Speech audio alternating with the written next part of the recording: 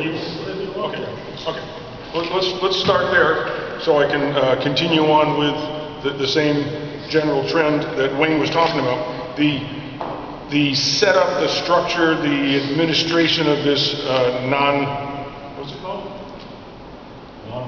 Non-profit corporation. I don't even like the term corporation, but this seems to be the only way to be able to organize people. People like to be organized. So here's what we're doing. This is, again, Phil, Wayne, myself, and all the other members of the Constitution Coalition are independent researchers. We're operating as a confederation, a coalition. Phil's not my boss, I'm not his boss. I don't tell Wayne what to do. I ask him what to do most of the time. So what we're trying to accomplish with this structure is provide a means for individuals with issues that they are passionate about to be able to have a forum to get involved. So the general overview is there's a judicial accountability group. There's a partisan elections issue. There's clean elections issue. There's the right to keep and bear arms issue. Legislative due process, free speech, sound currency. Now, each of us as individuals have a passion for a specific issue. Great. Now there's a place where they can work together, we can feed each other the information so we're not duplicating efforts.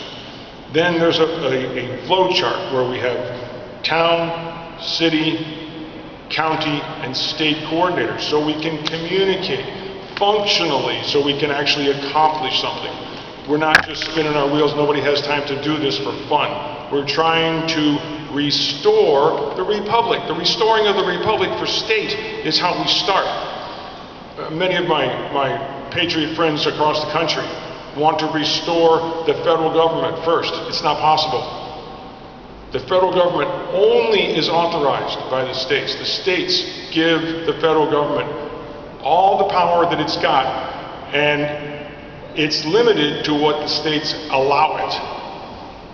So if the states aren't fixed first, if we don't repair the obvious errors in the way the state functions, how in the world can we expect the federal government to come into line with the federal Constitution and live within its enumerated powers granted to it by the people through the state to the limited amount of power the federal government has? So that's what we're trying to do, form an organization, a flow chart, a structure, so people can get involved.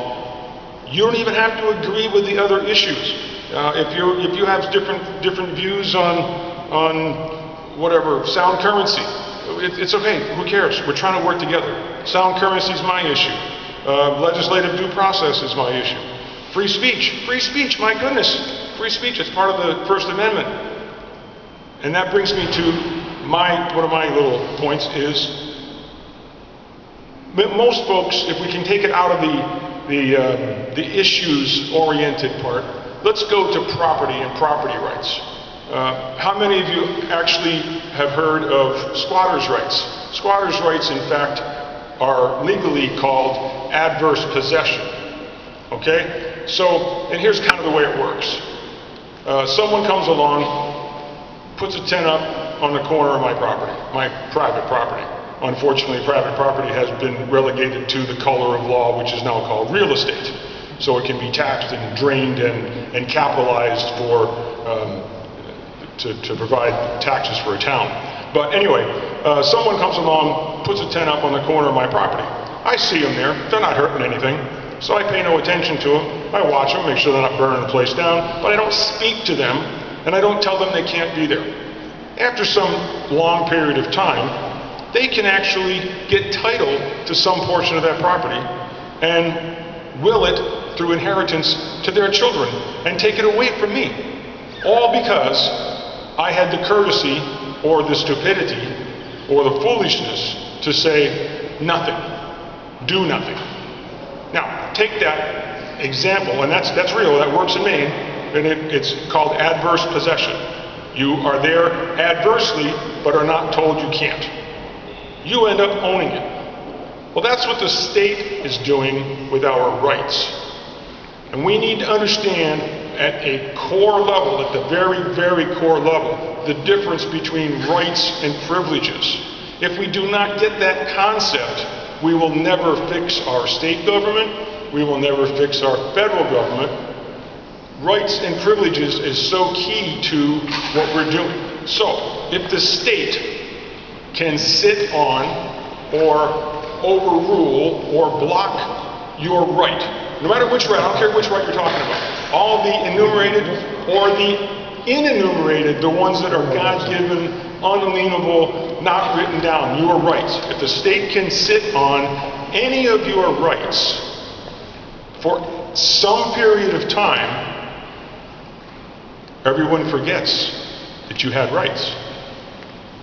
Then the state converts that right into a privilege, attaches a permit, and applies a fee to it, which means that your right is no longer a right. It's been taken over by adverse possession of the state, local, or federal government and converted to a privilege. So now you have to ask for permission to engage in, let's say free speech. Anybody seen a free speech zone lately? Oh yes. If you go to most colleges, you will be told, or universities, that that's a free speech zone, the one behind the yellow line. Well, I'm here to tell you folks that wherever my feet are planted is a free speech zone. If you step on my right, I will speak louder.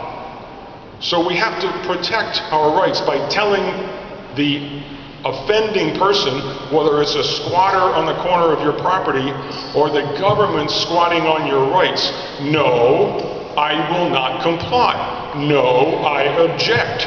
No, I will engage in this because I have the right to do it, and no unlawful law, no unconstitutional law has any weight. It's null and void as if it was never enacted. And so we take these things and, well, that's just a little bit. Well, that's not just a little bit. That corner of your property, you have 20 acres. They end up with 1. You have 19. And the other guy takes another 1. And the other guy takes another 1. Pretty soon, if you haven't said, no, I will not comply, you're down to 3. And they have 17. Now let's vote. 17 to 3. You lose. They're going to take the other 3 acres and make you pay rent for them. You understand the progression?